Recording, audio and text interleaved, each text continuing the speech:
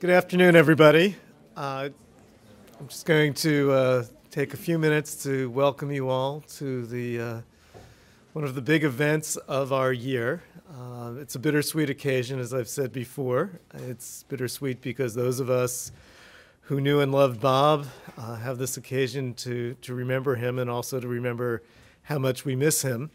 On the other hand, this is, thanks to the generosity of Bob's family, one of the really terrific events of the calendar at Boston University. I think many of us look forward each year to this event, and we're really delighted to have Andy Postlewaite here, who will get a lengthier introduction from Dilip Mukherjee. I realized last year when I introduced the lecture that we now had reached a point where few, if any, of the graduate students had actually known Bob. That most of you, perhaps all of you, were admitted to the program after his death.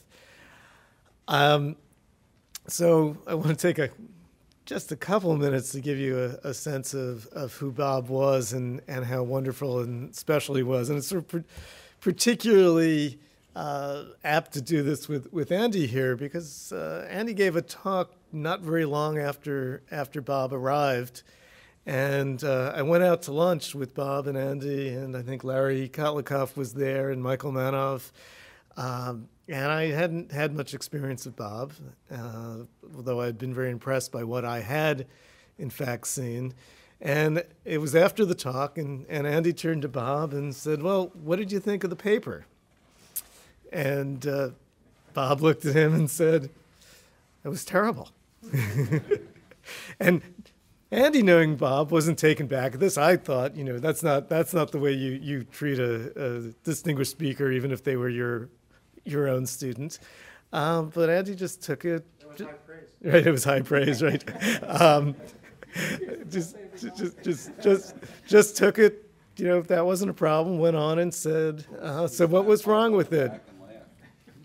And he went on to give what seemed to my very inexpert ears to be useful comments, and that paper went on to be successful. And I was happy to look back at that when once I went to Bob with one of my own papers, which actually had already been accepted at a good journal, and he told me in no uncertain terms that it was an outrage that it had been accepted. And then proceeded to work with me for quite a while to get it into a shape that he no longer thought that it was an outrage. He was somebody who was very honest, but also extraordinarily helpful. The honesty, again, was something I learned a little bit to my regret. My very first year, I was put in charge of junior faculty recruiting, and we in interviewing a lot, and I was tired, and I'd been giving the pitch, and I decided, well, somebody else could do it, and I turned it over to Bob, and his first line was, "Well, this is a pretty mediocre department," and went on from there. But he was very special. He was extraordinarily generous with his time. He was a wonderful person, and we are truly grateful to Ruth and Janet and Liz for their continued support of this lecture. And as many of you know, we have started the process of trying to endow it, and I think we're well on our way, but we're not there yet. And so especially anybody who's picking up this, who will be watching this on the internet, who was a student of Bob's, continued support would be much appreciated. With that note, I'm going to hand things over to Dilip Mukherjee to introduce Andy. Thanks very much.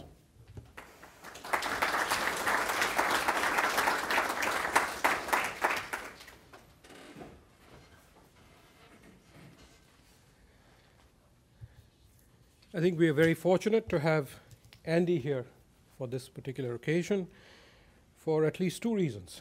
First is the connection between Andy and Bob. They were good friends. I should mention that I think Andy's first published article was with Bob. Right? And he also edited a special issue of Games and Economic Behavior in memory of Bob. The other reason we are very privileged to have Andy here is because of his distinction as a scholar and a researcher. So let me try and give you a little background on Andy and some of his work, especially for the benefit of our PhD students. So Andy received his PhD in applied math in 1974 from Northwestern, having been an undergraduate in economics.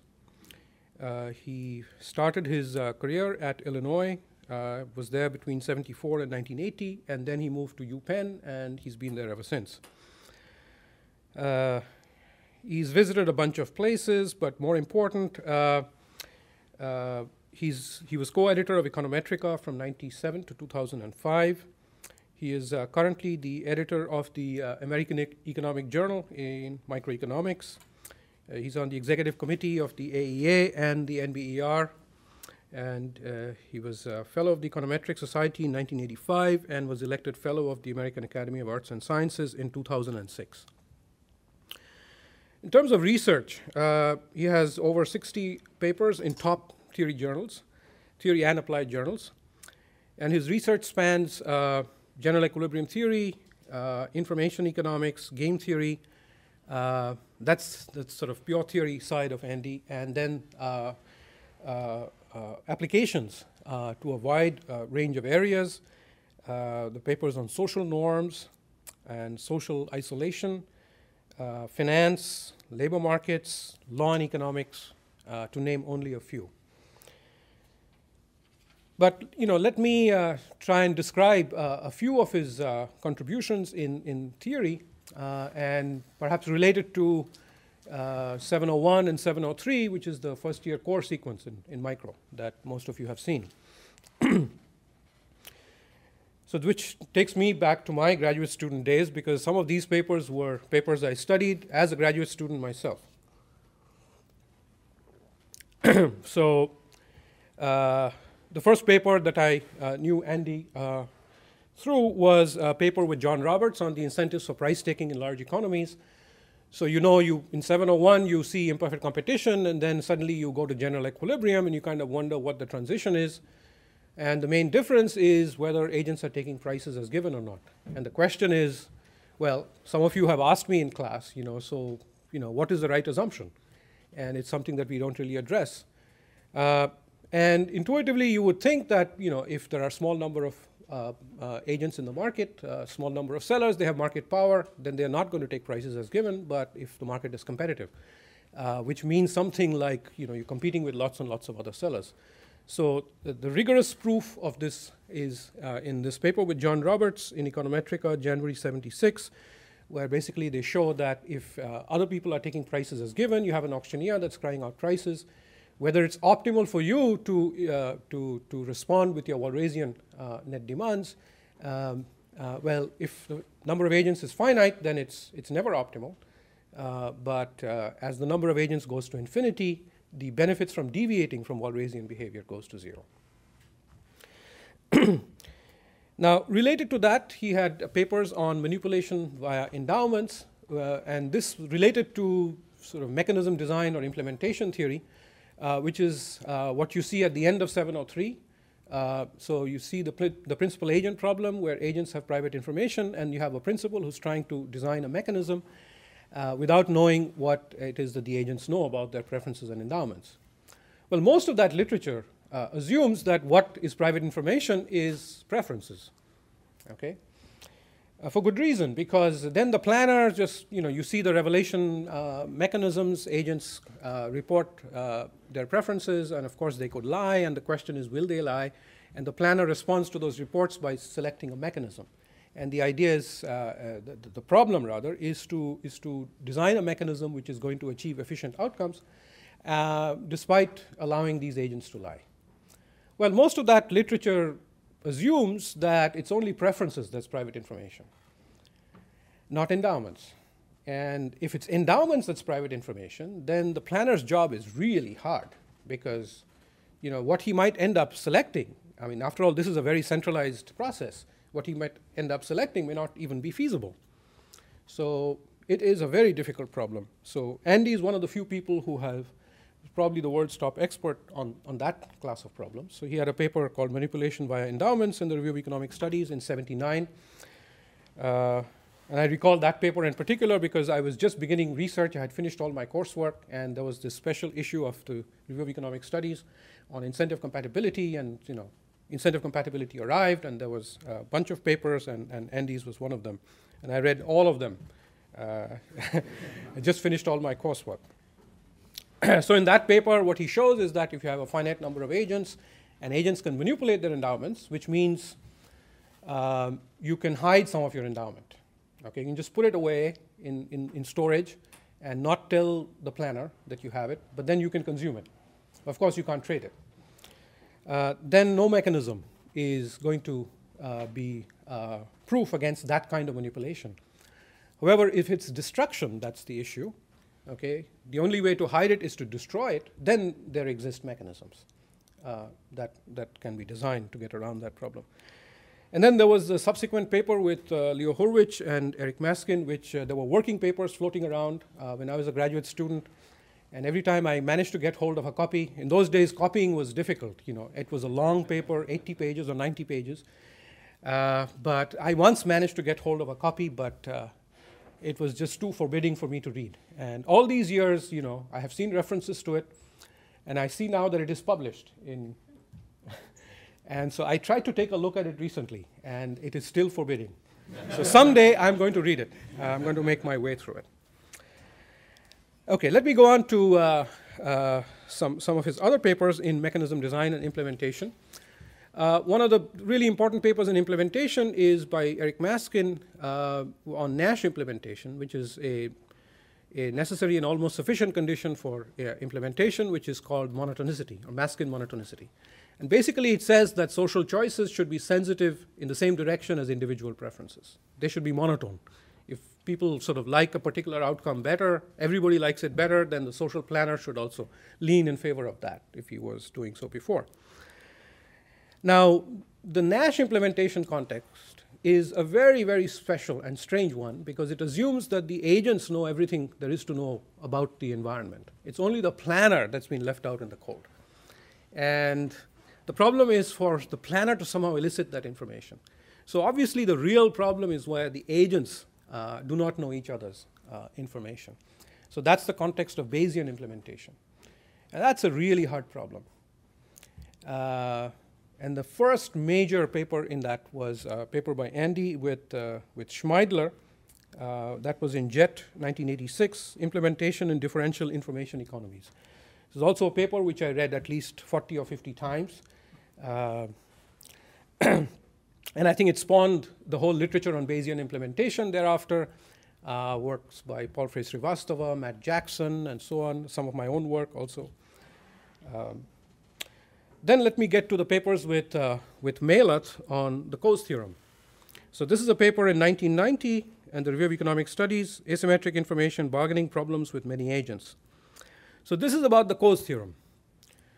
Now, if you recall, the Coase Theorem, 1960, Ronald Coase criticized Pigou and this whole tradition of trying to impose taxes to solve externality problems or public good problems, because he argued that instead of getting a government out there, which is based on this assumption that agents are behaving in a Walrasian fashion and taking prices as given, well, maybe agents make deals with one another. Okay, they just enter into direct agreements. And so the idea was that voluntary bargaining is going to resolve a lot of these externality problems. Now, of course, the Coase theorem, as think about it for a minute, is a bit of a tautology.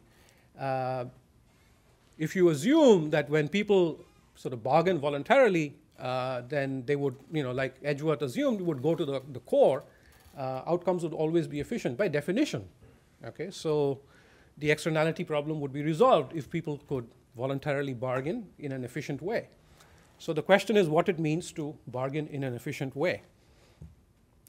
And somehow, one's intuition is that, efficient bargaining may work with small numbers of people, but, as the number of people involved becomes large, as you would think of, externality problems in pollution and so on, or something involving national defense or national public goods, There, somehow voluntary bargaining is not going to work. But the problem is to formalize that. So there had been this growing literature on bargaining with asymmetric information, and the idea that if you have asymmetric information, then bargaining can lead to inefficiencies. Okay, and there was this, the problem there was that there were lots of specific bargaining games you could write down and lots of information structures that you could write down, and you could get a little bit of efficiency, but you'd have to work through an extensive form game, 90 pages of, detailed analysis of, on various notions of perfection and so on. And then you'd get an equilibrium which sometimes was efficient, sometimes inefficient, and so it just seemed unsatisfactory. Well, this paper, what it does is, it took this step of taking the number of agents to infinity and assuming that agents have private information about a particular indivisible decision that has to be made, a public project, a bridge has to be built. Okay, will it be built or not? It's a 0-1 decision. Everybody has private information about what they will benefit. The problem is to design, to make a decision which is efficient, as well as work out contributions from all the different agents. Okay, because you've got to pay for the bridge. So the theorem in their paper is that if you insist on voluntariness, the thing is if you don't have voluntariness, if you just have the asymmetric information, then Arrow and the Pramod Gerard Varé had proved that you could design Bayesian mechanisms, okay, which would get you to the first best. So what the Postlewaite paper did is to add the interim individual rationality constraint, which reflects the voluntary participation constraint, and then take the number of agents to infinity. And then basically what they showed is that as the number of agents goes to infinity, as long as the types are drawn independently, they don't have to be drawn from IID distribution, but independently, the probability of an efficient decision is going to go to 0 as n goes to as the number of players goes to infinity. So you could have situations where it's common knowledge that the bridge ought to be built. Okay, you know that the benefits exceed the costs, except that you don't know, exactly who is obtaining what benefit. So in those situations, you get really a very spectacular kind of failure of the voluntary bargaining situation. And some of you may recall some of Zvika's work when he was here was really examining extensions of that. And there was a paper by Zvika and Lehrer, which was relaxing the independence assumption. They had another paper in the same year in the Review of Economic Studies, Workers versus Firms, which is an application of this idea to obtain a Marxist theory of exploitation. So a group of workers might, if they have to leave a particular employer, the employer may be exploiting them, but they can't leave. The 0-1 decision is whether or not to leave, and they're going to gain different amounts. And so this is a problem of collective organization. Finally, let me say a little bit about the paper with Farooq Gul, Asymptotic Efficiency in Exchange Economies with Asymmetric Information. This is going back to the question of when large numbers really solve efficiency problems, despite the presence of asymmetric information. And in Akerlof's paper, you get this inefficiency that doesn't go away irrespective of how many agents there are. But this paper produced first examples where the inefficiency disappears as you replicate the number of agents. And then, went on to develop a notion of informational smallness, where it does indeed disappear. Now, some of you who took the qualifiers recently and were preparing for the qualifiers may remember a particular problem from a past qualifier exam with A's and B's, A's living upstairs, B's living downstairs, smoke alarms. B knows whether or not he smokes. A doesn't know whether B smokes, and B owns a smoke alarm. And the question is, should they trade? Okay, so that example or that problem is actually in the paper. And if you read the paper, you will realize what A and B stand for: Andy and Bob. Okay, with that, it's a great honor to have Andy Postlewaite.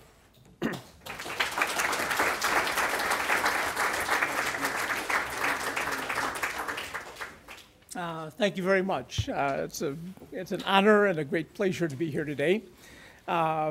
First, for those of you that are constrained on time, you should listen to Dilip and skip my talk. That's, I think, going to be perhaps better. A couple of comments on it that first of all, I'm going to in fact take the tape that comes out of this talk, and I'm going to clip the front part of it and put it on YouTube. That's as nice a set of comments I've had in my life, I think. I will probably edit out the parts where he talked about having first seen my papers when he was in kindergarten, though. So mention one other thing on Kevin's comment, that when I was asked to give the talk, I immediately said that I would be happy to. And I'd heard that I could go online and see what past talks had been to get an idea of the kind of talk that people had given. And I saw Kevin's comments last year where he'd mentioned this person that came in to give a talk and had asked Bob how he liked the paper, and Bob had said he didn't. And then Kevin at that point then mentioned that it had been me. And at the time, I didn't remember that, but I was sure it had happened, since it wasn't surprising. That wasn't the only time that Bob had given me comments along those lines. That he generally, he was quite tough in the way he looked at research and the way he thought you should do research. When I asked him, how did you like my talk, that he misunderstood me. What I was asking him is, would you tell me that you liked my paper? That was what I was really asking him. But then, in fact, he answered the words that I asked, how did you like the talk?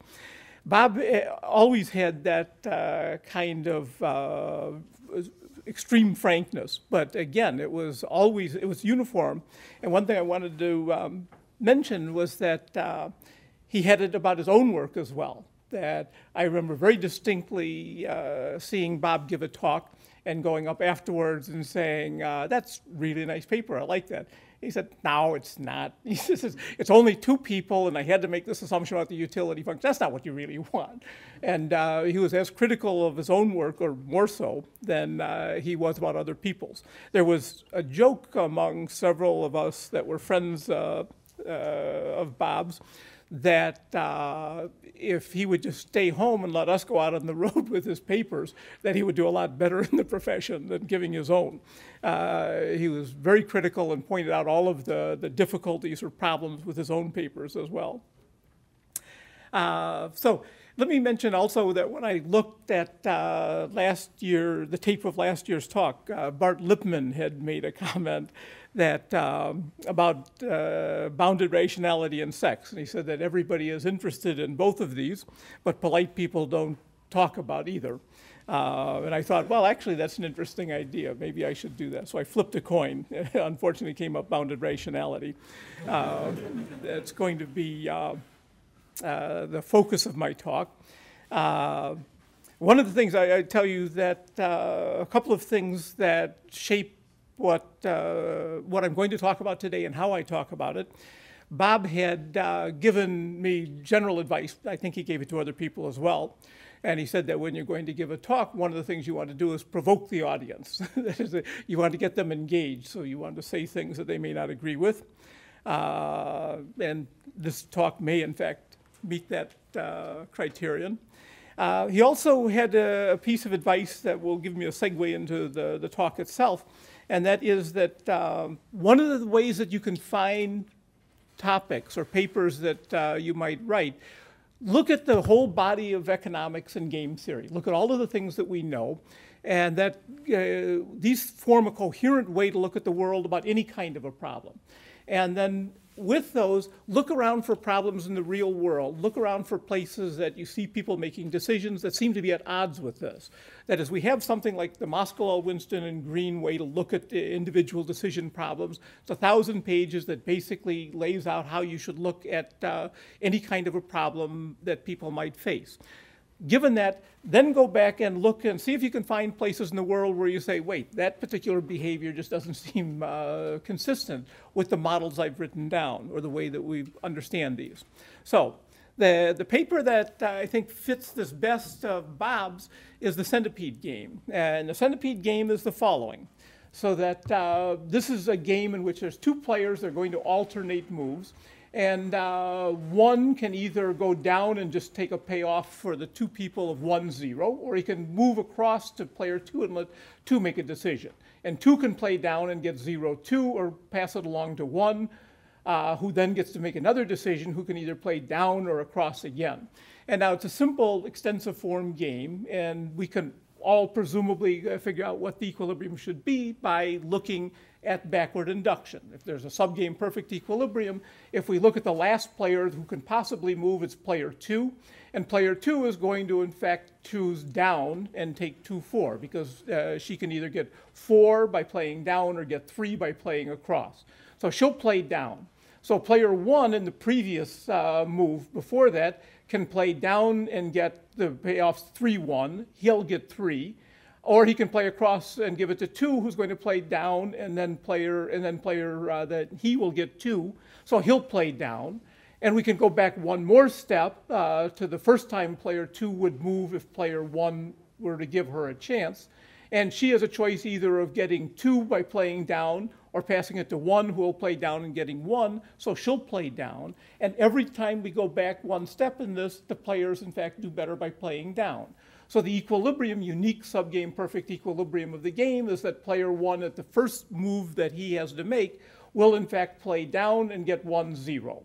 And that, so this is the game that Bob wrote down. And we could have put more steps out here. We could have had these things going up to where there were millions of dollars out here at the end.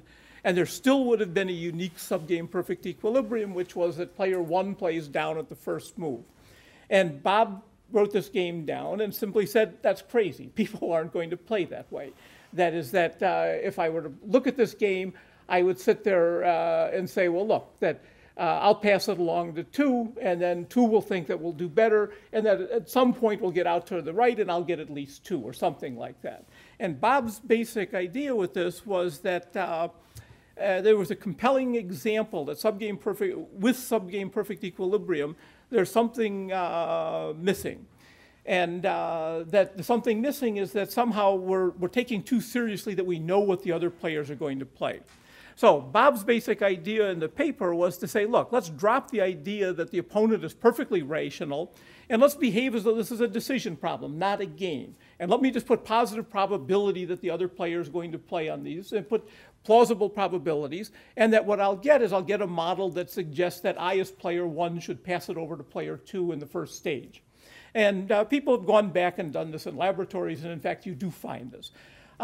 This basic idea of saying that you should drop this idea that the opponent is necessarily perfectly rational and behave as though the problem is a decision problem, it was formalized, not for this game necessarily, but it was formalized in Krebs and Wilson's notion of sequential equilibrium, that we should put positive probabilities on everything and then try to take limits. Now, that wouldn't solve it for this particular problem, but that Bob was able to identify something that was quite compelling, that the game was one in which everybody who looks at it says, yep, I wouldn't play my part of the subgame perfect Nash equilibrium in that game. And then went on to pose the problem. He suggested how you might begin to think about the solution to that. He didn't finish it, but other people did.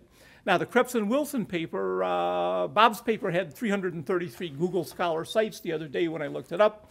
Many of the papers that cite Bob's paper have more Google sites than his papers do. The Krebs and Wilson paper has, I don't know, 1,000 Google sites or so.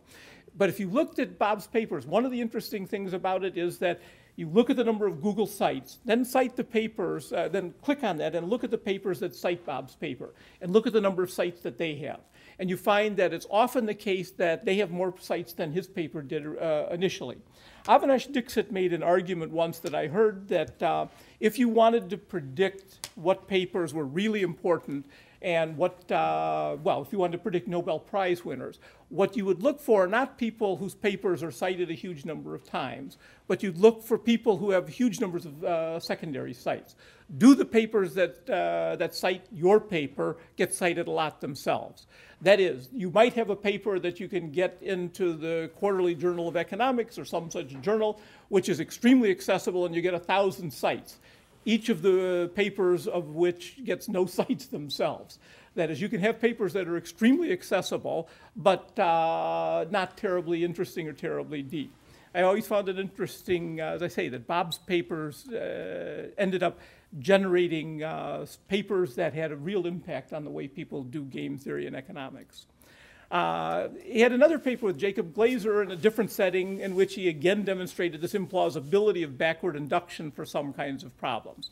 In any case, it was one more place where he had looked at a particular problem and said, look, there's true that our solution concepts give you this particular answer, but it's just wrong. It doesn't make sense. It's not the way people will play. How do we understand it better? He had a paper, two papers, Rules of Thumb and Bargaining Rules of Thumb in 1993. And these were papers that had the following basic idea, that there were Nash equilibria in many games that are extremely complicated and they're very unrealistic. That is, we could look at the actual Nash equilibrium and we could say, look, that's not the way people are going to play the game. That's not the way I would play the game. And his idea was that what you would have is that people will find rules of thumb, and the rules of thumb are going to be things that are optimal across some class of games. That is, I'm not going to go back and try to figure out in fine detail how I solve or how I play this particular game and how I play quite differently in another game that's quite similar, but rather I'm going to figure out a rule of thumb which is optimal. I'm not going to do something stupid, but I'll do something that's optimal across a range of games. And in any one game, it may not be a perfectly optimal way of playing it in the sense of Nash equilibrium or subgame perfect Nash equilibrium, but it'll be optimal overall or on average. Okay, so this leads me into the paper that I want to talk about today, Affecting Cooperation. This is joint work with Olivier Comte. And it's very much in this framework, this idea of rules of thumb. And let me go through a little bit the following. I want to suggest the following. The organization of cooperation within society is arguably the most important question in social science. That is, why is Boston a more pleasant environment to live in than in Somalia? Okay, and I take it as given that I can convince you that it is more pleasant to live here than it is in Somalia. And at a basic level, it's because bad behavior is punished much more severely and much more assuredly here in Boston than in Somalia. And good behavior is better rewarded. And the quotation marks about good and bad behavior, I'll say a few more words about. But I'm going to go through with this basically an outline of some of the mini survey of the repeated game literature leading up to the work that I want to do. For those of you that are theorists, I apologize, this will be a bit redundant. For those of you that are not theorists, this will in fact assure you sort of why it is that you made the decision you did. Okay, so in economics and game theory, we use this idea of continuation values to capture this kind of a notion. People observe your actions, and your continuation value is increased when you behave as desired, and it's decreased when you misbehave. So that we are going to manipulate your behavior today, or alternatively give you incentives to behave in a particular way today by moving around your continuation values. So if you're a student, you get a nice TA assignment if you get good teaching evaluations this semester. And your recitation section is going to be at Monday, Wednesday, Friday at 9 a.m. if you get poor evaluations. And if we tell you that this is what's going to happen tomorrow as a function of what you do today, then in fact we see how it is that we're moving your continuation values. How well you do tomorrow is going to depend on how well you behave today. Okay, so the repeated game literature formalizes this idea of how we can suppress opportunistic behavior today via norms or institutions that connect your behavior to your continuation value. We want to set things up, we want to find these rules, these norms, so that in fact they link good or high continuation values with good behavior today. Okay, the folk theorems that we have in repeated games summarize the benefits. Roughly, if people interact sufficiently frequently, we can support good behavior. That is, when I say that people interact sufficiently frequently, what I mean is that your discounting is not too much. If basically all you care about is today and you don't care about tomorrow, then I'm not going to be able to get you to behave in a nice way today by telling you that 10 years from now I'm not going to treat you as well. Okay, so the key to this idea is to design the institutions or norms that link behavior and continuation values to provide incentives for good behavior. Okay, so let me just go through a simple little example of how it is that the repeated game literature thinks about this problem. Consider OPEC's collusion problem, in which all of the members of OPEC are to withhold oil from the market to sustain a high price. Now, individual members, this is a prisoner's dilemma game. Individual members have an incentive to violate the agreement by overproducing. If we all hold our production down, we get a high price. If I produce a little bit more, it's true it lowers the price a little bit, but not by very much. I more than make up for it by having a higher output on this. So the question is, how can I, in fact, solve that problem? Well, a simple means of punishment would be that whenever a member overproduces, all of the participating countries overproduce for a period of time, driving the price down, thereby punishing the country that deviated from the agreement. So we all just sit there and say, if we see somebody cheat on this agreement, we're all just going to go out and produce a lot. We'll go to the one-stage Nash equilibrium of the game for 10 periods, and that's going to, in fact, hurt everybody. But in particular, it will keep the individual countries from deviating. Okay. So this would seem to run into a problem, though, when the members' individual actions are not directly observable. That is, Venezuela could cheat on the agreement by secretly selling a little bit more than it was supposed to. So suppose I couldn't identify which was the country that was cheating on the agreement.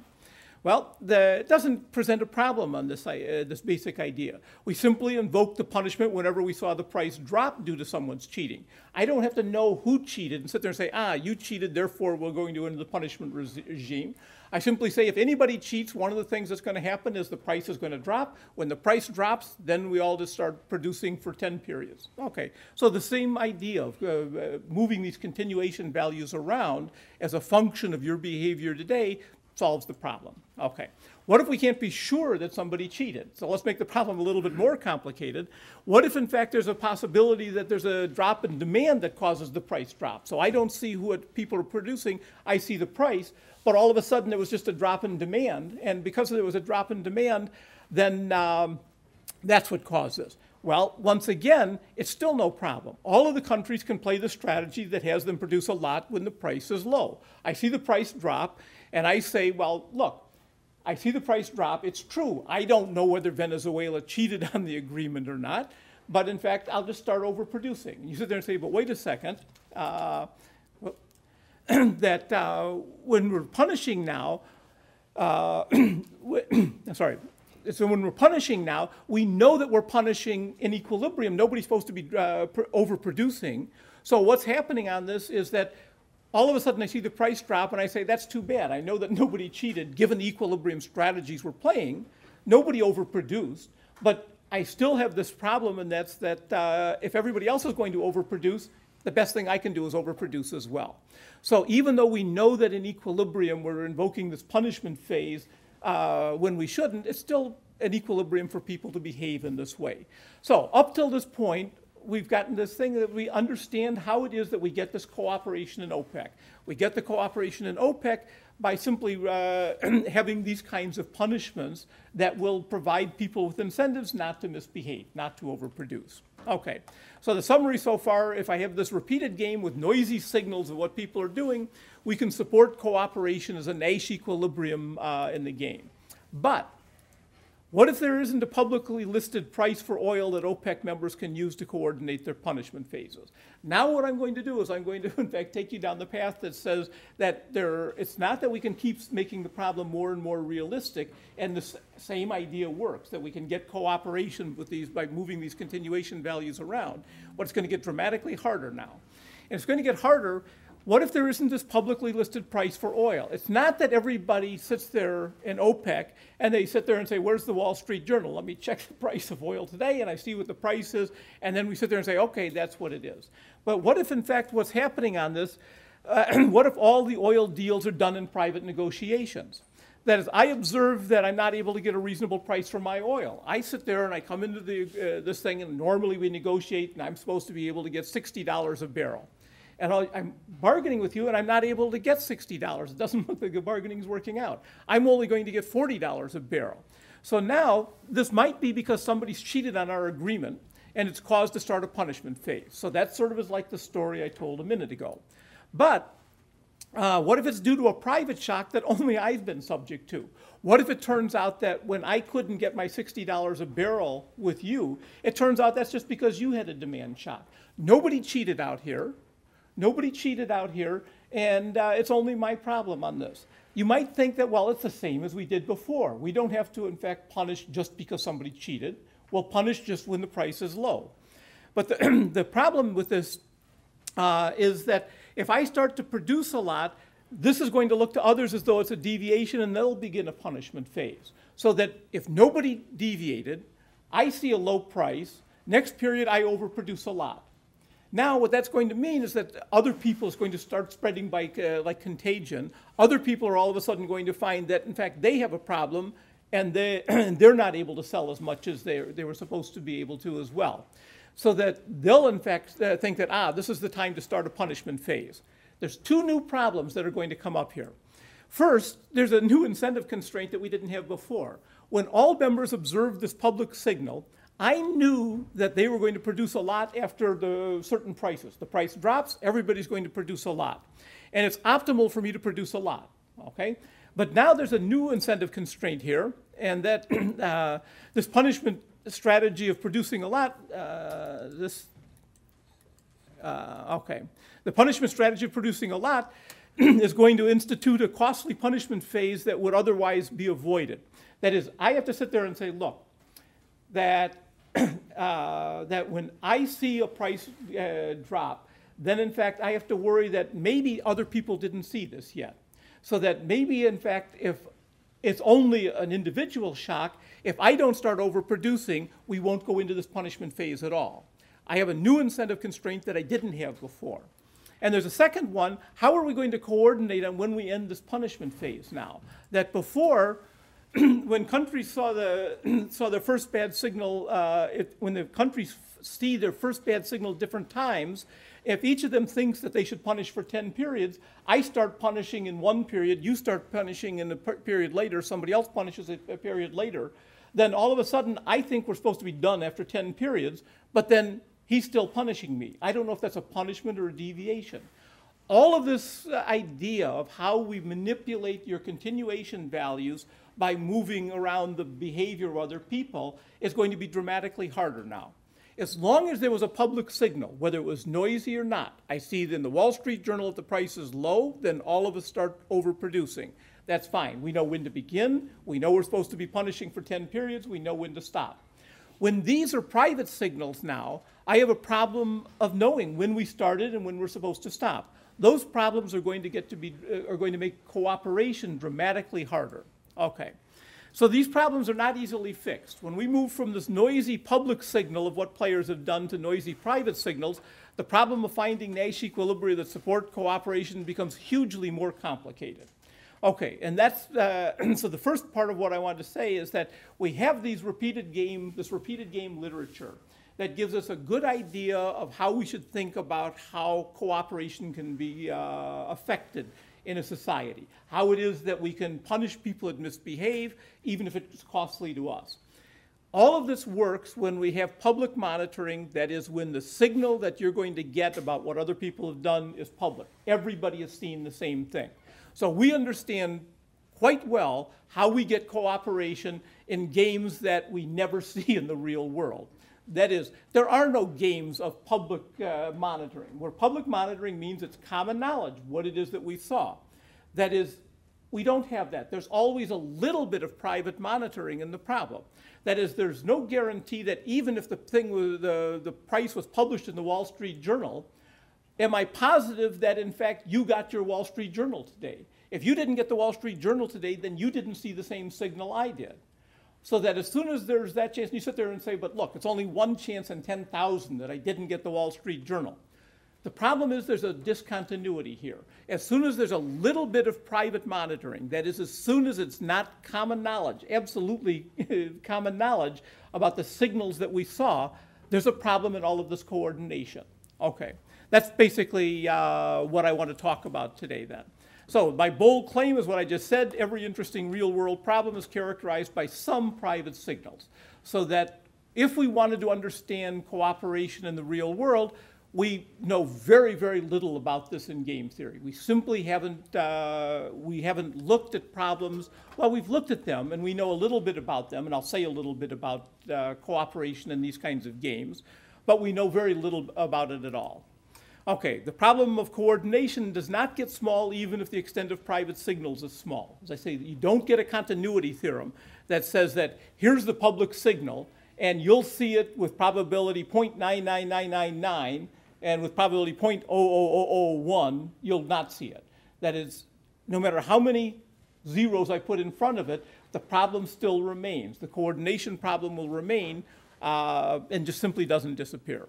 Okay, so think of two people exchanging favors or gifts. I'll go through the talk today. What I want to talk about is how it is that we might, in fact, think about people being able to cooperate when there is private monitoring, when there are these private signals that people get. And by the way, I'll say that there are papers on sequential equilibria in games of private monitoring. And if you went back and looked at the equilibria, I would argue that the equilibria that you get in those games with private monitoring are completely unrealistic. That is, the people that write the papers don't claim that these are plausible models of how people actually cooperate. You might get the cooperation in some sequential equilibria, but the strategies are just incredibly complicated. And I'll tell you a little bit about where the problems come in. Okay, so I want to think about, I'll talk about this with a very simple problem of private monitoring. Two people exchanging gifts, and the players are going to exchange gifts every period. And the players can put in a costly effort in choosing the gift that they're going to make, or they cannot. And when effort is made, the gift is very likely, but not always a hit. That is, the person will in fact like it.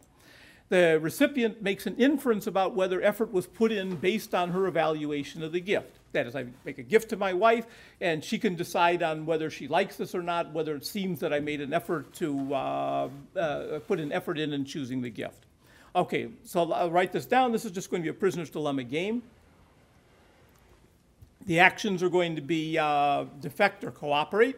Action D is not costly, while action C, the cooperate, is a costly effort. This is the payoff of the game. So that the payoff is that if we both cooperated and put in effort, our payoffs are 1-1. If I defect and don't put in effort, then I save L. L is the cost of choosing this thoughtful gift. And if I've put in effort and you haven't, then I'll just call minus L my payoff. So it's a prisoner's dilemma game. That is, whatever the other person does, I do better in the stage game by not putting effort in. So the question is going to be how I can get cooperation in this. But now I'm going to add the private monitoring part of this. And there's going to be two possible signals, private signals that player I can get. And that's that yi is going to be either 0 or 1, where 0 is going to correspond to the bad signal. That's going to be the case where I does not like the gift, or feeling that the partner didn't put in effort. We'll call that a bad signal. Yi equals 1 corresponds to the case where I like the gift, and it's going to be this feeling that the partner put effort into the gift. And we'll call that a good signal. And the information structure is going to be just that there's some probability. We'll do the simplest case where everything is symmetric. If you don't put in effort, then the probability that you get the bad signal is going to be P. If you put in effort, the same probability is the probability that you get the good signal. For everything that I talk about today, I want to be almost everything I talk about today. I'm going to be interested in the case where P is very, very close to 1, but not 1. Okay. So P bigger than 1/2 just means that you're getting some kind of a signal that's interesting. And to say for most of the talk, though, I'll be interested in the case where the probability of the signal is close to 1. So that we're not talking about one where there's lots of noise in the system. It's just a very small amount of noise. Now, there's a problem in getting an equilibrium where players always put in effort with probability 1. Let's just go through the little bit of the logic about why it's difficult. That I could always get with public signals, I could always get it to be an equilibrium where everybody always cooperated. I would simply say if it was a public signal, then we would simply say, look, as soon as anybody is deviated from this, then we go into this punishment phase. Okay, but if it's believed that players always put in effort, then what do you assume when, in fact, you get a bad signal? You have to attribute to chance. That is, our models say that it's a Nash equilibrium. You use Bayes' rule when you can. Well, you can use Bayes' rule. That is, if, in fact, you get a bad signal, you say, what can it be? The other person's cooperating all the time. It must be probability 1 that it was, in fact, a bad signal. So that you can't attribute that to misbehavior on my part. So your incentives to play effort, or my incentives to play effort, are going to disappear. Because player 2 can't condition his action on his signal. That is, I'm doing this. There's no reason for me to put in effort, because you're always going to, in fact, believe the equilibrium assumption that I'm putting effort in, and you just think it's terrible that you're getting this long string of bad signals that are coming out. Okay.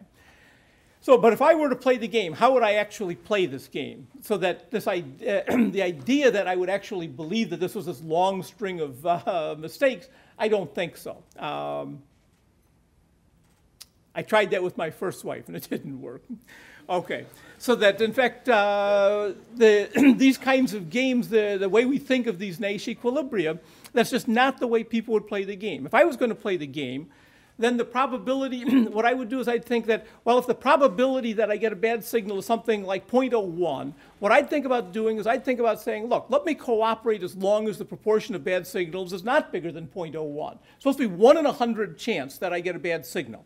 I'll just go along, and if after 1,000 signals, I don't have more than 10 bad signals, after 1,000 stages, if I don't have more than 10 bad signals, then I'll just keep cooperating. And I'll quit cooperating if it goes above that. Well, I might want to say, let me use a little higher threshold to be safe. Let me, in fact, let the proportion of bad signals be twice what it should be on average. So I could use something like that. Now, there's a problem, though, and that's that we're left with the same problem. I know with probability 1 there's going to be eventually a streak of bad signals, even if my partner is putting in effort every time. I know there's always going to be. So that means that if both I and my partner are playing the strategy that I described, I can only attribute the sequence to bad luck. So that I'm not saying that it's irrational for you to go back and use a threshold strategy that says, I'll cooperate until I see a string that I think I can't attribute to bad luck, and then I'll quit cooperating. That's a perfectly plausible way to play the game. My statement is that that's not a Nash equilibrium. You can't accommodate that kind of behavior, which seems quite normal to me. You can't accommodate it with the framework that we use for all of our, for game theory. Okay. So we might simply say that we won't worry about inferences after a bad streak and invoke the punishment anyway. That is, I'm not going to worry about what my inferences are. I'm just going to do this. There's two problems here. First, well, we note that it's not an optimal response given the assumed strategies. That's what I just said. That is that the inferences that I should have had, that it's not optimal for me, in fact, to go into this defect stage. I'll surely terminate cooperation when ignoring the sequence would allow continuation of the benefits of cooperation. So we've abandoned Nash equilibrium as our solution concept. The second problem is that the strategies will surely send us into non-cooperation in finite time.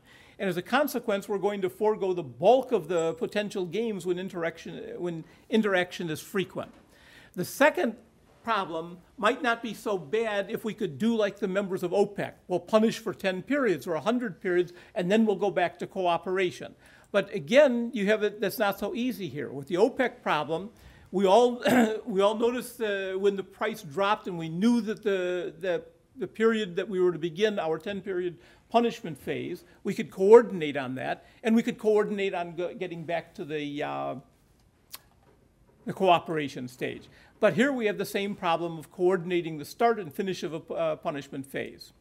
Okay, when I see a bad signal, is it the case, as I said before? Is it going to be the case that you saw a bad signal in the previous period, and you're now punishing me because of that, or was I the first one to get a wrong signal? It's equal chance whether you got the first bad signal or I did.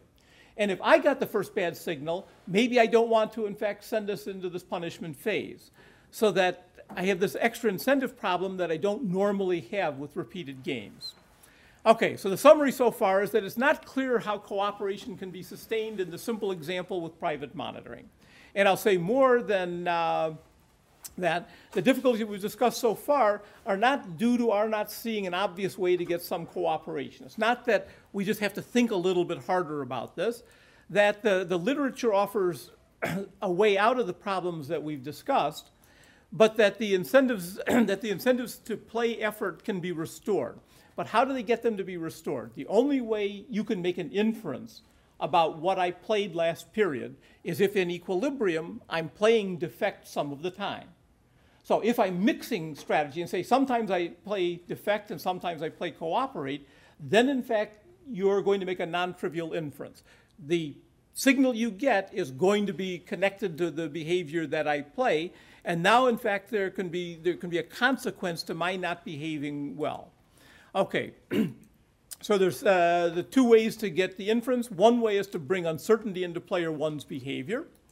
And if player one mixes, then player two is going to be uncertain about player one's action. And the bad signal is going to be informative about the action that was played. Then there's this consequence to player one choosing to defect.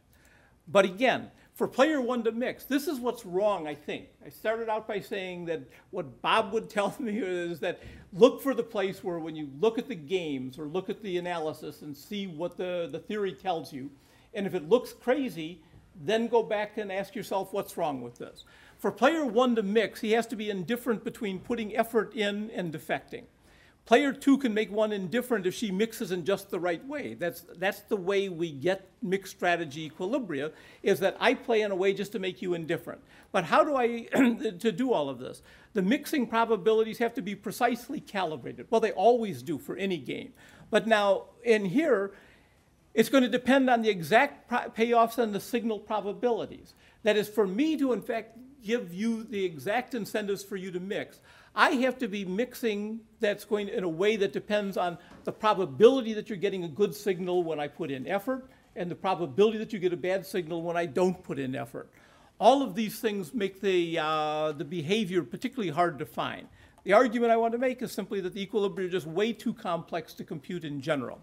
As part of evidence of this, when people go back to tell you about cooperation in this kind of a game, you go back and read a paper, they never tell you what the strategies are. They prove existence of the strategies, and they prove properties of the strategies that give you some cooperation, but they don't write the strategies down. And that's simply because the strategies are almost impossible to compute in general.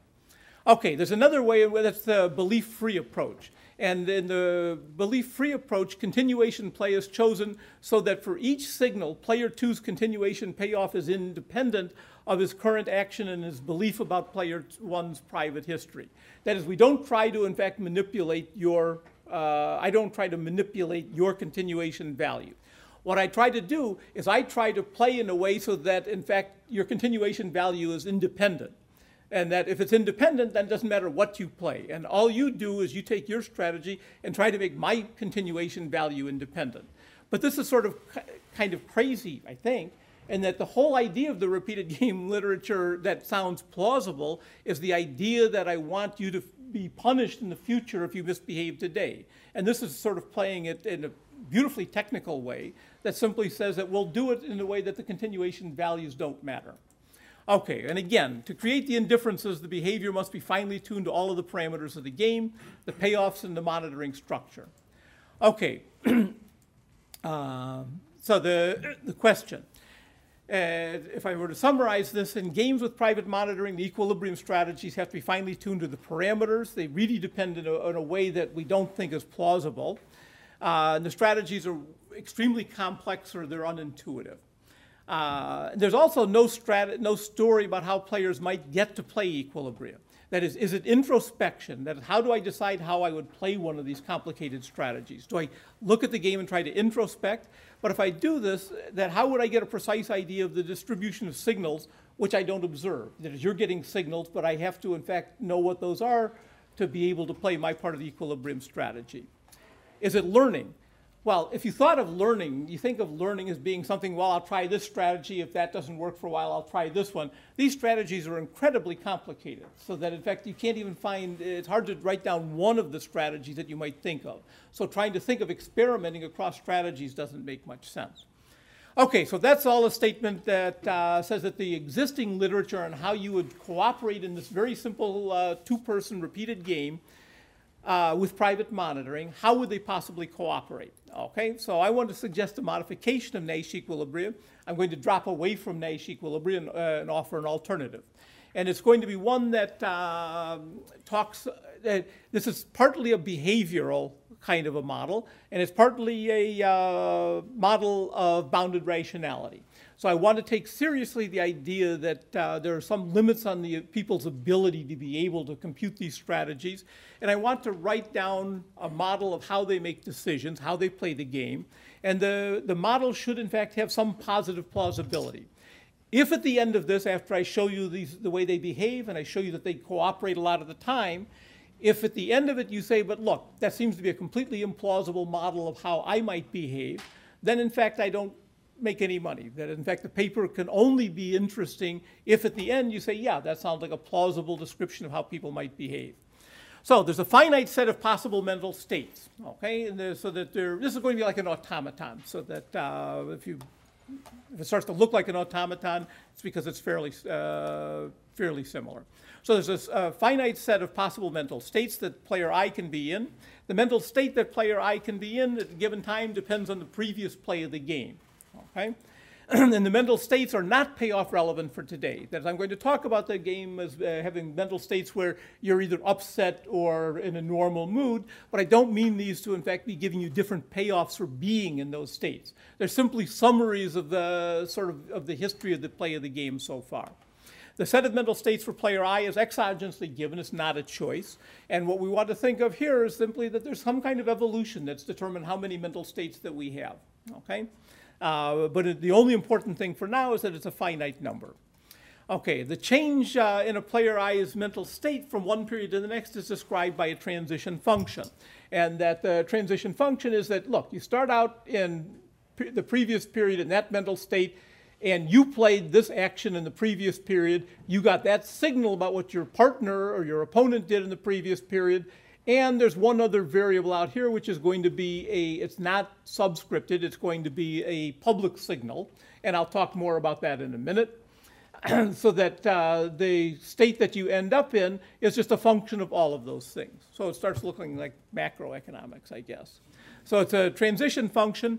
And the important thing is that for us, the set of states that you're going to be in, this transition function, is going to be exogenous. You don't choose that. So this is different than a literature that people worked on a decade or so ago, where they wanted to, in fact, write down strategies for playing games as automata, where you chose sometimes even the number of states, and you chose the transition function. What I want to think of here is the following, that the transition function is you can be in different mental states. You can be in an upset state or in a normal state, and what moves you from one to the other is not up to your, it's not a choice variable for you. This is something that in fact goes on. This is the way your brain works. I mentioned in the paper we talk about, there's a nice experiment that I like that captures this idea. There was an experiment done at the University of Michigan, I believe. And the experiment was one in which of course, this was done by psychologists, so they lied to the people that were taking the experiment. And they said that this was going to be an experiment where you were to go in and see how well you memorized the set of words that they were going to give you. And then what they did was the person came in and they said, sign in room 201. You go in, you sign in. And then they say, go down the hall. And then the second door, turn right, and that's where the experiment is going to take place. And so as they walk down the hall, there's a Confederate. And the Confederate, as they're walking down the hall, bumps into them, and over his shoulder says, asshole. And then the person walks on down the hall. And then they go into the room, and then they're supposed to do something, and they play a particular game. And among the other things, then they see how well they play a particular game. And they find out that when they do this, it turns out that people behave much more aggressively than the control group where they walk down the hall and nobody bumps into them. And they also even took testosterone swabs. They took a swab to measure testosterone, and they find out that when they bump into these people, that when you're bumped into, that the testosterone level is high. So it's affected, there's a physiological change in the person after this particular event happens. One of the interesting things about the experiment is that there is a distinct difference between, these were all male subjects, students, between male subjects that were raised in the South and male subjects that were raised in the North.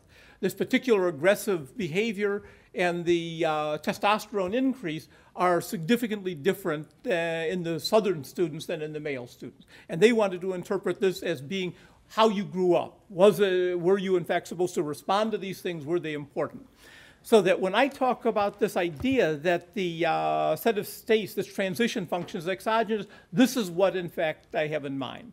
I'm sorry? Who got more upset, the Southerners or the Southerners, yes. The Southerners were more upset and they behaved differently on this. So the notion is that, that I don't want to say that this is determined by evolution. It might be cultural. What we have in mind on this paper is that there's evolution going on at several levels. The things are changing.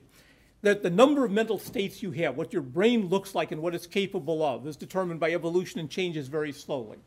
Then fixed at the level of your culture is how your parents raised you. Did your parents tell you that when your friend didn't behave well, you should sit there and say, look, don't put up with that kind of crap, go back and hit him? Or did they tell you, look, he's a nice guy, don't in fact let this bother you? They can indoctrinate you, but by the time you come to play serious games in life, these kinds of movements, what in fact moves you from one mental state to another, these are fixed. They're not choice variables for the person. In any case, that's the model that we're dealing with. So to summarize, the mental system for player I is a set of mental states in this transition function Ti. So let me give you an example. The example is going to be one in which there's just two mental states, upset and normal, S equal U and N. For simplicity, I'm going to add in a public signal Z. And the public signal Z is going to take on values 0 and 1 with probabilities 1 minus Q and Q respectively. And the public signal is basically going to allow a readjustment. I said that one of the problems that you're faced with private monitoring is the problem that you're faced with is how do we coordinate on getting back to cooperation?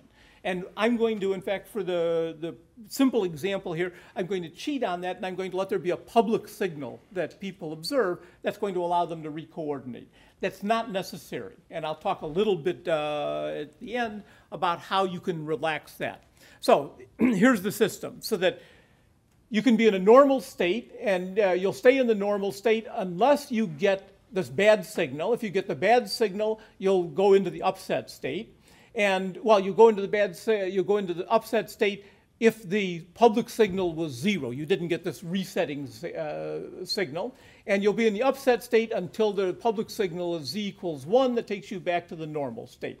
So the way you can think of this, that you will get upset when you get the bad signal, and you'll stay upset until there's a public event. If you wanted, you can think of this public signal as being that you're going through this cooperative, hopefully cooperative relationship with your wife, and things are going along well. All of a sudden, one of you, in fact, feels that, in fact, something hasn't gone right.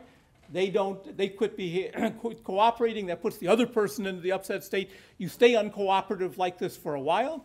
And then eventually what you hear is you hear the song on the radio of back when you were young, and that you hear this and sit there and say, ah, yes, well, it's silly for us, in fact, to be behaving like this. Let's go back and cooperate again. Okay.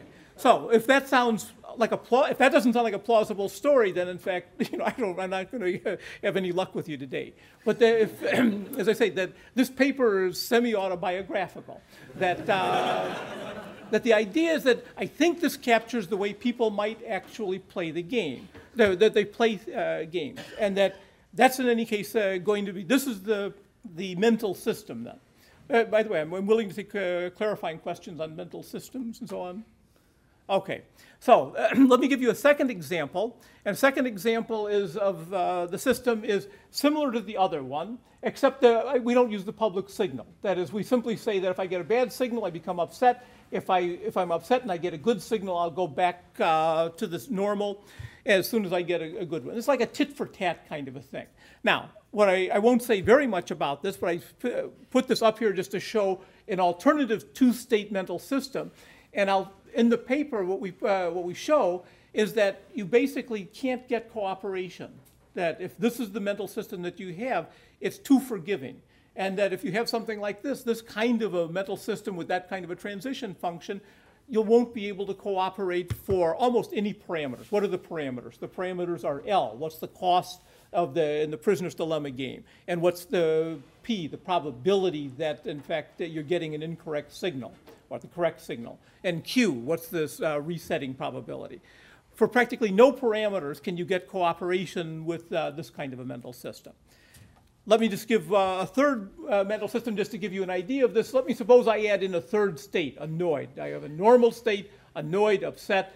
If I'm in a normal state and if I get a bad signal and I don't get the nice song played on the radio, then I become annoyed. And if I'm annoyed, if I get a good signal then, or if there's this resetting, I go back. That's enough. That is, I become annoyed, but then if I get a good signal, I'm back to the normal state. If I'm annoyed and I get a second bad signal, then in fact I'm upset and I stay there until I get this resetting. Okay, so I could in fact have more and more complicated kinds of mental systems, but I think you get the idea of the sort of thing that we have in mind. And now the idea of this is that we're going to basically look at games played with these kinds of mental systems, and what we're going to insist on is that at each mental state you choose what you're going to do.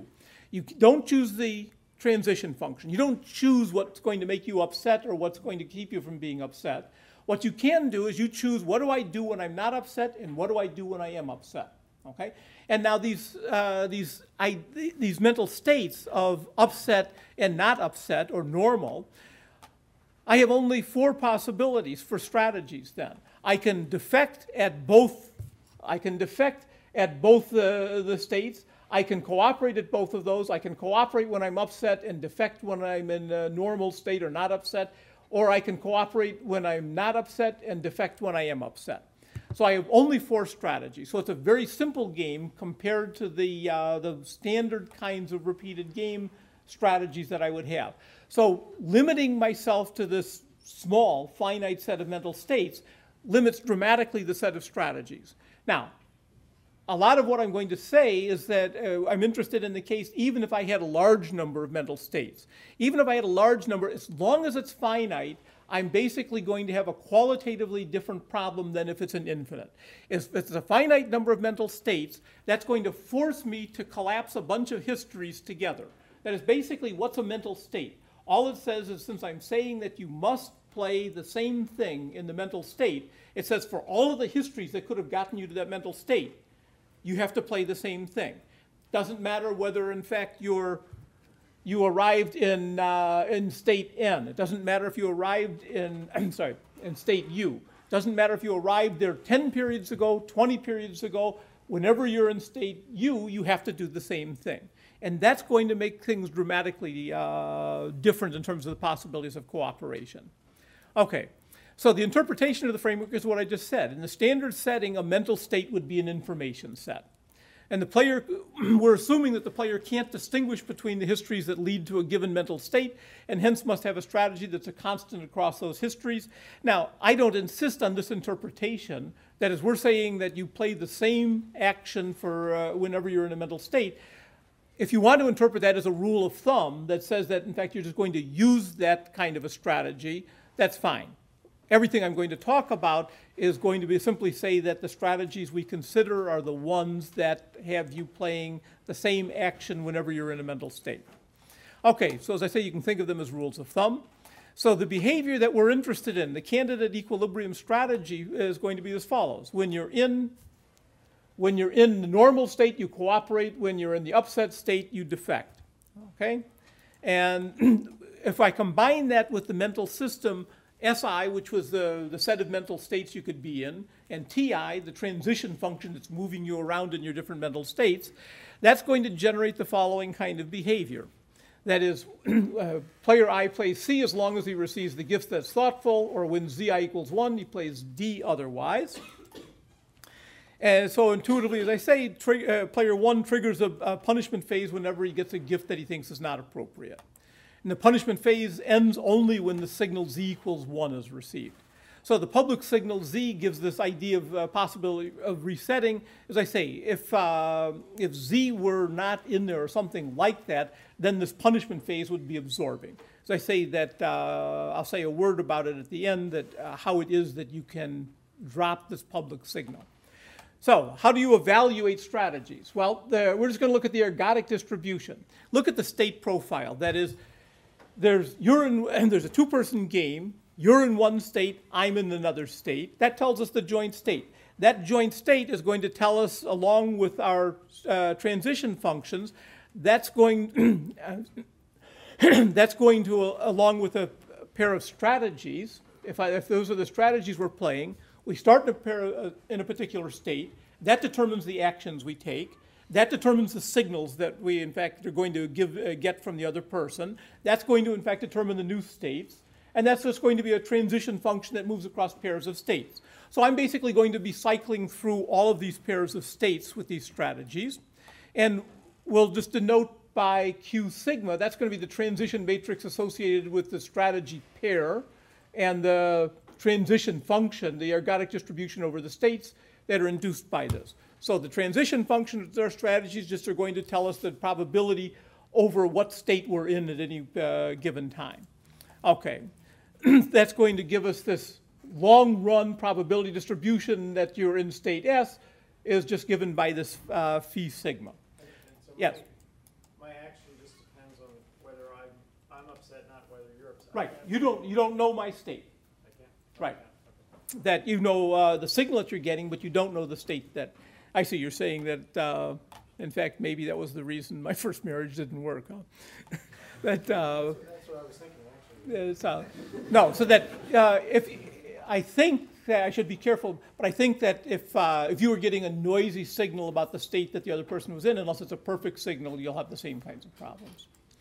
Okay, so we can associate with every strategy profile the value that's going to be induced by this ergodic distribution. There's a probability distribution over what pair of states you're in, and that's going to determine the payoff that you're going to get in that pair of states. And this is basically going to correspond to computing just discounted expected payoffs and taking the discount to 1. Okay. So we can denote by V of sigma, the value vector. That is, I've got a pair of strategies. You have one strategy, I have a strategy. That given those strategies, that determines the cycle through all of the pairs of states that we're going to be in and the payoffs we're going to get. And I'm just going to take my expected utility over that. So the value that I'm going to get at a pair of strategies is just, that's the state that we might be in, that's the thing that we do in that state, that's the payoff that we get in that state, and that's the probability we're in that state, and I just take the expectation. So that's a standard way of computing your expected value for a particular strategy that you play. Okay. The equilibrium is just a standard, like a Nash equilibrium. That is, we take a pair of strategies, and it's an equilibrium if, in fact, for any other strategy, I don't do any better than playing this one. The only difference from Nash equilibrium is that we're, in fact, restricting dramatically the strategies you can play. We're saying the only strategies you're allowed to look at are strategies that, in fact, can be done with your mental system. That is, it has to be measurable with respect to the set of states that you have. Okay, so the analysis of this, there's basically, if both players are playing the strategy, cooperate when you're in a not upset mood and don't cooperate when you're in an upset mood, there's basically two interesting deviations that you could consider. First, she might consider cooperating in both mental states. That is, why would you want to cooperate in both mental states? Well, that will avoid sending the relationship into a punishment phase when she was the first to get the bad signal. That is, if you were the first to get the bad signal, you can sit there and say, look, I don't want to send us into a punishment phase because that's costly, and maybe I don't want to do that.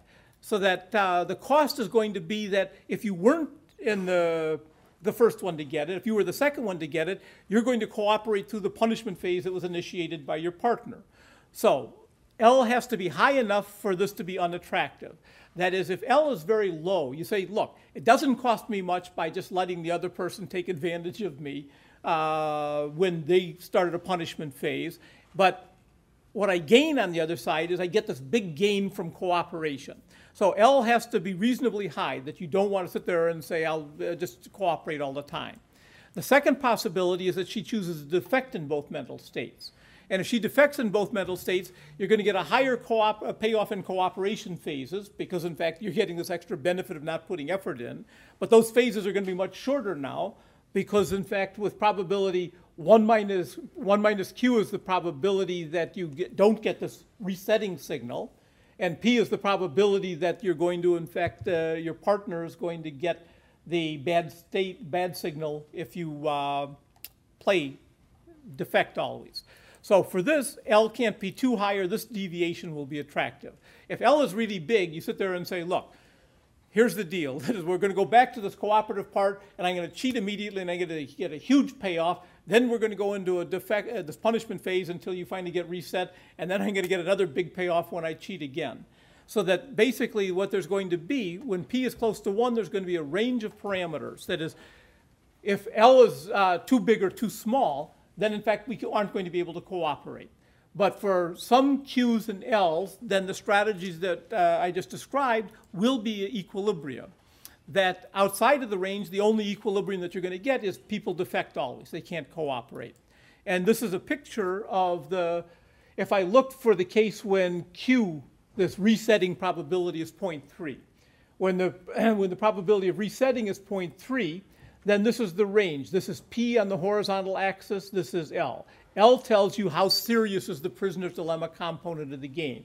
P tells you how accurate the signal that you're getting is.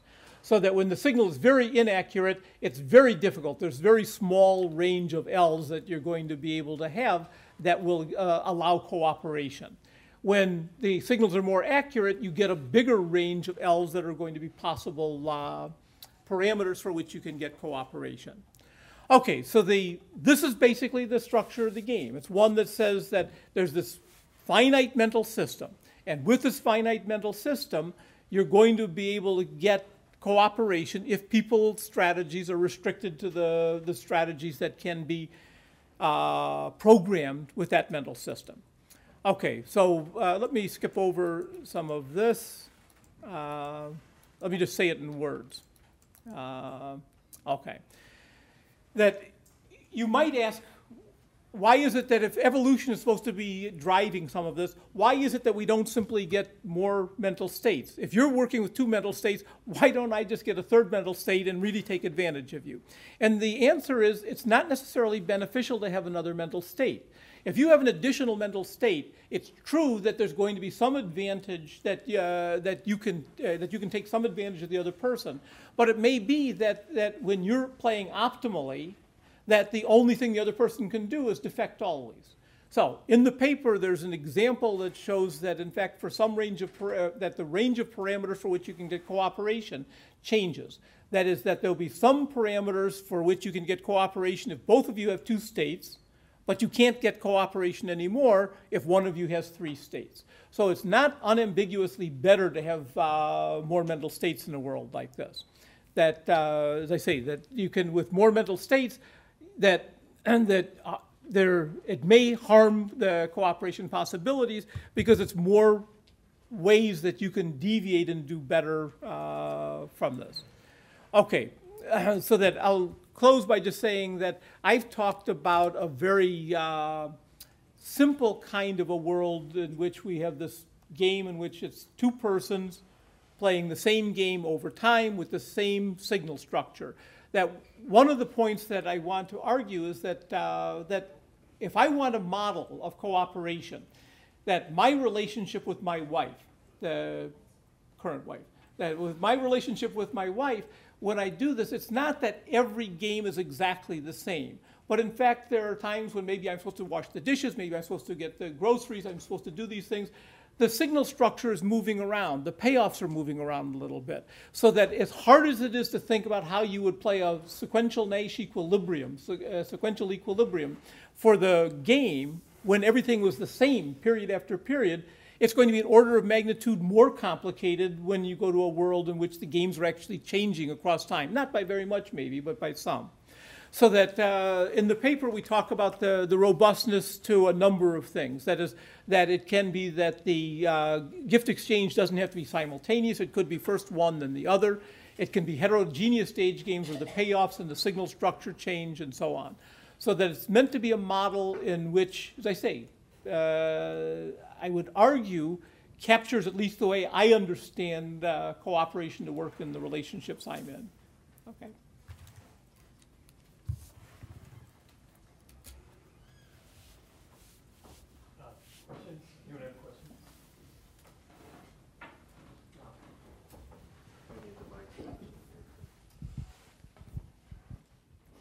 Well, thank you very much. Just to make sure, so the strategies you propose depend only on your own mental state. Your own mental state, yes. Okay. I was thinking about the possibility of observing the other player's mental state and acting accordingly, because, well, you were basing your model on what you observe in real life, and right. Sometimes in real life, when we observe that the partner is right. quite angry, you try also to, to make peace, to yes. behave more cooperatively. Are you thinking about yes, this possibility and extending now, you should be a little bit careful about this because, in fact, if that's the way you behave, then, in fact, it may turn out that I have an incentive, in fact, to be upset lots of the time.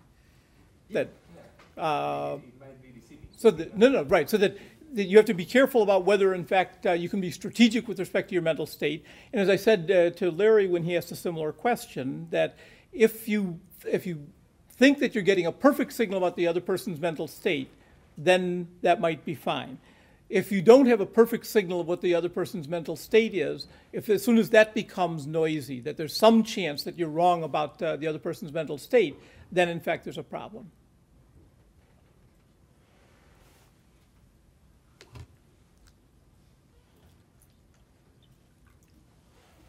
So suppose is this on? I'll just shout. It's on. Oh, it's on. Yeah, it just blew his ears out. Suppose the mental state's really a mental state and not just an information set, and that when you're upset, when you're pissed off, it's really difficult to be considerate to your wife. So L in your model, L would be higher in yes. state U than it is in the other state. What happens to the equilibrium then? No, so that I think that one of the things that we're trying to understand is what happens, two things. What happens if, in fact, there's a utility attached to the mental state itself that is separate from the payoff? And secondly, we haven't really thought about the one that you're talking about, but it's interesting to think about. That is, what happens if, in fact, the payoffs that I get in the game that I play are different depending on the mental state that I'm in? Now, as I say, in general, I don't think it's going to be it's not a problem for what we think is the value of this kind of a framework. The value of the framework is that when you have a finite number of mental states, you avoid a lot of the problems that you have in trying to find Nash equilibria. The problem with Nash equilibria is that anytime people are mixing, which is the way you're going to get there to be some information in the signal you got, the number of possible histories that you're going to get, the number of possible beliefs that can arise as along the equilibrium path is going to infinity. And so what you're having to do is you're having to keep track of an exponentially growing set of possible beliefs you could have, each of which is going to demand or require a different response from you in terms of the mixing that you play. Now, even if you have as long as you have a finite number of mental states, I don't think different payoffs are going to affect, they're not going to affect conceptually this idea that it won't be so hard to find equilibria. Now, I don't know whether, in fact, equilibria are going to get to be easier or more difficult in terms of the sets of parameters, though.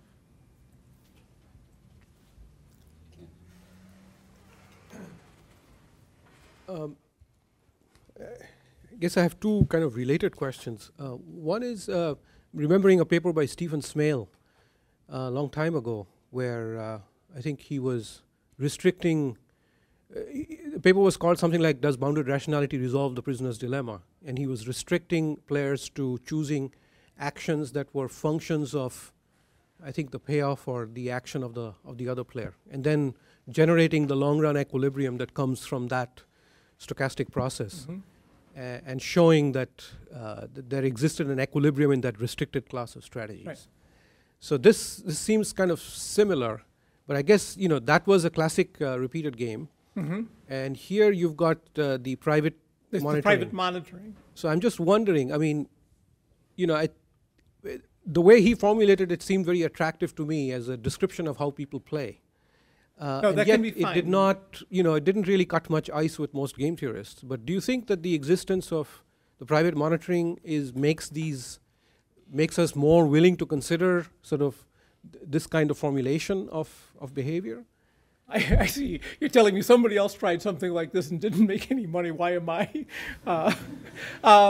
No, yes, I think so, because I think the issue is that almost all of the people that I've talked to that have worked on games with private monitoring, repeated games with private monitoring, and asking about the Nash equilibria, and do they believe that they can be defended at all on positive grounds? Do they tell us how people are actually cooperating? Have said no, that they don't. They think that is a difficulty with the literature. Nobody is arguing that, in fact, there might not be some way to think of simpler kinds of equilibria. But most people agree that the equilibria that we have simply are not very plausible. Let me mention one other thing, and that's that on this, there is a paper that's referenced in our paper. There's a paper that's referenced where somebody went back and did a little computer simulation where they played something like this, where you're going to play a repeated prisoner's dilemma game where computer simulation, you use an automaton to as a function of what you're going to play next time, as a function of the state you're in, and you're getting a noisy signal of what the other person is doing. And the noisy signals, I believe, were at the level of a 1% error, 5%, and 10%, I believe. And then they ran the automaton, these automatons against each other in a genetic way. That whenever an automaton did well, then they added to it and they perturbed them slightly and ran a contest. And the interesting thing on this was that when you had had moderately high rates of errors, that the automatons that did best didn't use all of the cells. That it's, now, I don't take that as any definitive evidence, but it's at least interesting that in these kinds of computer simulations, smaller automatons in the sense of how many mental states the cells in the automaton turn out to be useful in this. The other related question was, you had mental states and you had the payoffs. Yes. And then you wanted the players to actually end up maximizing their payoffs. But then I was wondering what the connection between, your payoff should affect your mental state. And in some sense, perhaps, it's as if you're maximizing something which doesn't incorporate considerations of what you expect your mental state to be in.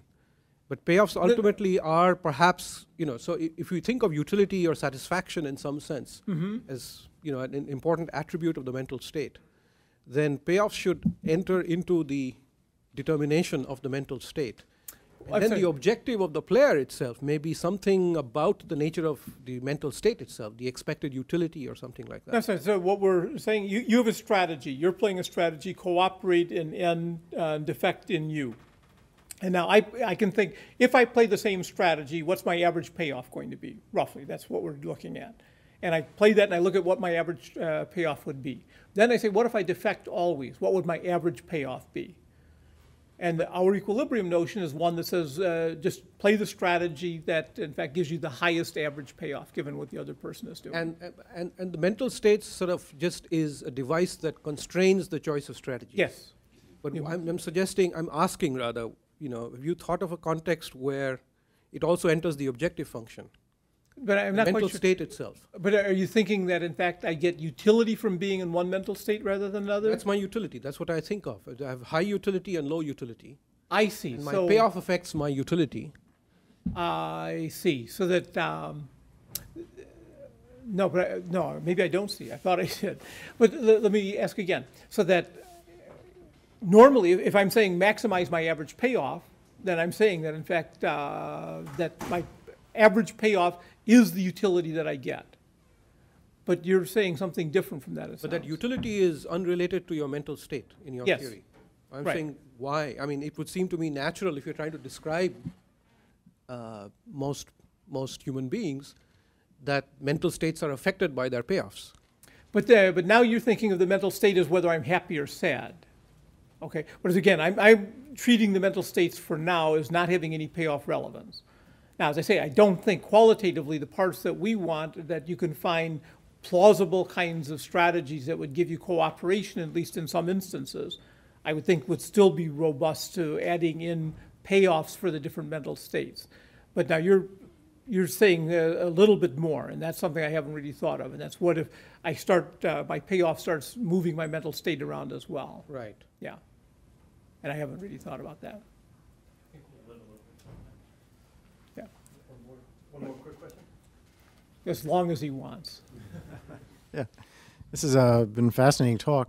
So this seems to be like a theory of rational irrationality or irrational rationality. I mean, part of this is you got some mixture of people being rational and being irrational.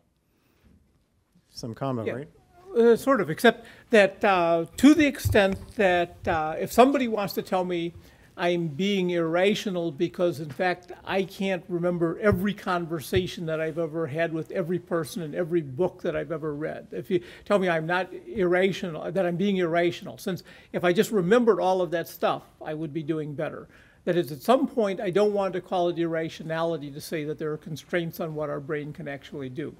And if I want to say that, again, in the autobiographical part, that is that my wife can tell you when she's upset. She might not be able to tell you whether it was 17 days ago or 23 days ago that I didn't take out the garbage when I should have. But in fact, she can tell you what mental state Okay, she's so in. here's my question, which is that through evolution we've evolved to maybe forget things or not be able to retain everything, and that's somehow evolutionarily successful. But maybe we're also rules about whether or not to take out the garbage are also being chosen just by evolution, so that it's not actually some sense in our ability to choose. We're just following our genes. Right. So that what we wanted to do here was we didn't want to say that we're taking out all choice that you have. So here we're letting you be super rational if you want with respect to the choices that you make given your mental state. What we're taking away from you is the choice of how many mental states you're going to have. As I say, I don't think of that as, I think of it as bounded rationality, not as any kind of irrationality, but simply constraints on the kinds of information that we can retain that allow us to condition on different behaviors. Or are you describing partly that there might be an evolutionary process to choose the rules of deciding based on your state, as well as this transition of between states, and that maybe you're deriving the rules of genetic success here. Maybe what you're calling rationality is really a shorthand for. No, that could have been. I just want to emphasize that it's sort of fully rational. Now, if you want to say that evolution, in fact, has designed us to, in fact, when we cooperate and when we defect for the different mental states, I don't care whether you attribute that to a choice or to evolution, but that's fully rational. So as I say, and for this particular example, the transition functions are fully rational. If you have only two states, you can't do better than the transition functions we're looking at. That is, so the only constraint on you here in terms of bounds on the rationality are how many different information sets of how many different classes of histories can you distinguish. That's the constraint that we're putting on. Great. This is a state I'm going to remember, though. Okay. Thanks, Kim. Just two quick closing remarks. I just want to make a few thank yous. Thank you to Norma for essentially organizing this entire event. She did a great job, and it wouldn't have been possible without her. And thank you, Professor Postlewaite. That was a very interesting lecture. I think we all enjoyed it. And for those who don't know, he met with grad students all day. It was very generous of him. And if you know my classmates like I do, it was probably exhausting and tiring. And so we really do appreciate it. For them or for me? For you. So thank you very much. We really appreciate it. And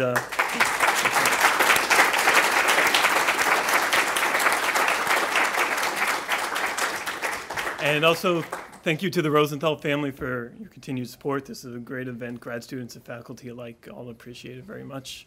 And just a reminder, food and drinks will be served at the castle now. So thank you again.